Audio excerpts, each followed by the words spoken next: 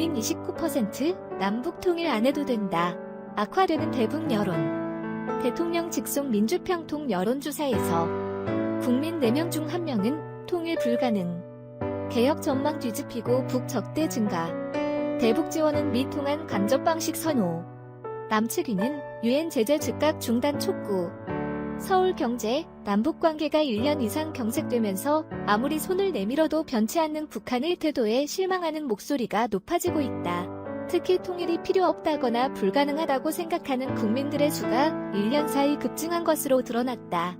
통일이 되면 지금보다 잘 살게 될 것이라거나 남북관계가 앞으로 좋아질 것이라고 보는 시각도 확연히 줄었다. 김정은 시대의 북한도 근본적으로는 이전 김일성, 김정일 시대와 신뢰도에 큰 차이가 없다는 인식이 확대되면서 남북 통일을 막연히 민족의 수건으로 여기던 의식에서 벗어나 분단 문제를 현실적으로 봐야 한다는 판단이 늘어났기 때문으로 분석된다. 국민 10명 중 3명, 통일 필요 없어. 25%는 통일 불가능. 대통령 직속 통일자문기구인 민주평화통일자문회의, 민주평통은 최근 이 같은 내용이 담긴 1분기 국민통일 여론조사 결과를 발표했다. 조사 결과에 따르면 통일이 필요하다고 생각하느냐는 질문에 필요하다고 답한 사람은 69.2%, 필요하지 않다고 답한 사람은 28.7%로 집계됐다. 여전히 통일이 필요하다고 답한 국민이 많았지만 추세로 보면 의미가 좀 달랐다. 통일이 필요하다고 답한 비율이 지난해 1분기 76.2%에서 꾸준히 하락해 1년 만에 처음 70% 아래로 내려갔다. 남북 통일 시기를 묻는 질문에는 10년 이내가 21.2%, 20년 이내는 18.0%로 조사됐다. 특히 아예 불가능하다는 답변이 지난해 1분기 20.9%에 비해 3.6%포인트나 늘어난 24.5%에 달하는 점이 눈에 띄었다. 국민 10명 중 3명은 통일이 필요 없다고 생각하고 4명 중 1명은 통일 자체가 불가능하다고 생각하게 된 것이다. 통일이 되면 우리나라가 지금보다 훨씬 발전되고 잘 살 것이라는 견해에 공감하느냐는 질문에는 59.1%가 공감한다고 답했고 39.2%는 공감하지 않는다고 답변했다. 공감한다는 답변은 최근 1년 새 처음으로 60%를 밑돌았다. 반면 공감하지 않는다는 대답은 1년 만에 최고 수준에 도달했다. 향후 남북관계 전망에 대해서도 좋아질 것이라는 답변은 지난해 1분기 55.3%에서 올 1분기 40.3%로 급감했다. 대신 변화가 없을 것이라는 전망은 30.7%에서 47.4%로 대폭 늘어 긍정론을 앞질렀다. 북한을 협력, 지원 대상으로 본다는 국민도 1년 전 52.4%에서 44.2%로 감소했다. 이에 반해 경계, 적대 대상으로 본다는 응답은 28.9%에서 36.1%로 증가했다. 북한 체제의 개혁, 개방 가능성을 높게 보는 국민은 지난해 동기 58.9%에서 올해 44.0%로 줄어든 반면 가능성을 낮게 보는 국민은 37.6%에서 52.6%로 급증했다. 하노이 회담 결렬 이후 남북관계 경색, 미사일 발사 등도 부정 영향. 남북관계와 통일에 대한 인식이 이렇게 1년 만에 부정적으로 바뀐 건 지난해 2월 말 베트남 하노이에서 열린 제2차 북미 정상회담이 결렬된 이후 남북은 물론 북미 관계도 경색됐기 때문으로 풀이된다.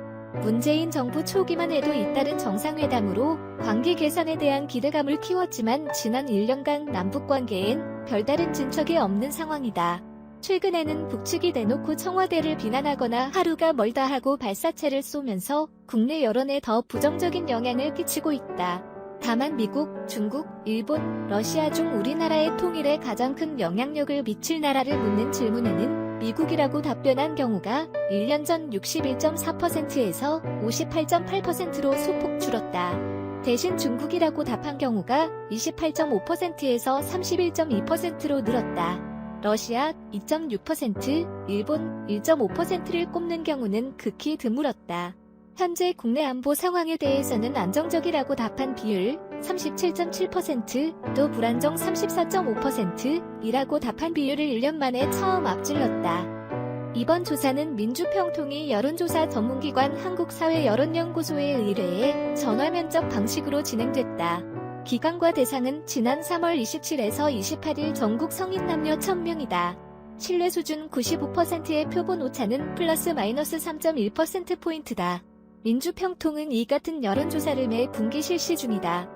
유시민 이사장, 막장 치닫는 언론, 검찰 권력, 진중권은 백색 소음. 윤석열 검찰 고강도 비판. 표적된 이유, 조국 사태 때 검찰 비판 때문. 윤 대통령, 정부에 대한 존중 없어. 진중권은 모든 주장 소음. 반응 안 해 무시. 파이낸셜 뉴스, 유시민 노무현재단 이사장, 사진, 이 채널A 소속 기자가 신라젠 전 대주주인 이철밸류인 베스트먼트 코리아 전 대표에게 검사장과의 친분을 거론하며 유시민의 비위를 제보하라고 압박했다는 보도와 관련 막장으로 치닫는 언론, 검찰 권력 등 시민들이 우리가 대체 어떤 세상에서 살고 있는지를 생각해보는 계기가 됐으면 좋겠다고 밝혔다.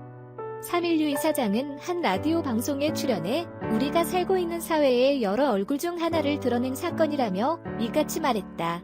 그는 자신이 표적이 된 이유는 조국 전 법무부 장관 사태와 관련해 검찰을 비판하는 발언을 자주 했기 때문이라고 주장했다. 유 이사장은 그거 말고 다른 이유가 더 있겠나라며 검사 권력이 보기에는 대통령하고 친하고 권력 좀 잡았으면 누구나 해먹는다. 쟤 또한 해먹을 수가 없다고 생각하는 거다. 그분들 생각에서는 지극히 자연스러운 일이라고 말했다. 아울러 윤석열 검찰총장은 문재인 대통령이나 정부에 대한 존중심 이런 것이 없다면서 윤석열 사단은 자기들도 권력이면서 이상하게 자기들은 깨끗하다고 생각하고 정치 권력은 다 부패하기 마련이고 대통령 주변에는 그렇게 해먹는 놈이 많다. 뒤지면 안 나올 놈이 없다. 이런 생각을 하는 것 같다고 지적했다. 그러면서 이 사건은 제가 이전 대표에게서 뭘 받지 않았겠느냐는 의심에서 시작된 것이라며 이전 대표와는 개인적으로 친밀한 관계는 아니지만 공적 활동에서 서로 존중하는 관계라고 전했다. 유 이사장은 진중권 전 동양대 교수에 대해 언급하기도 했다. 전날 진 전 교수는 SNS를 통해 과거 유 이사장이 이전 대표 부탁으로 강연을 해주고 받은 강연료에 대해 의문을 제기했다. 이에 대해 유 이사장은 진중권 씨의 모든 주장을 나는 백색 소음으로 여긴다며 우리가 생활을 하다 보면 사방에서 계속 소음이 들리지만 반응은 안 하지 않느냐. 진 전 교수 주장이 그런 소음 같은 것이라고 말했다. 그는 직업이 글 쓰고 책 쓰고 하는 사람들은 전문 강사와 다르다며 전문 강사들은 강연료를 협상하고 이렇게 하는데 책을 쓰는 사람들은 독자에 대한 어떤 서비스 이런 개념으로 액수가 적은 강연을 많이 다닌다.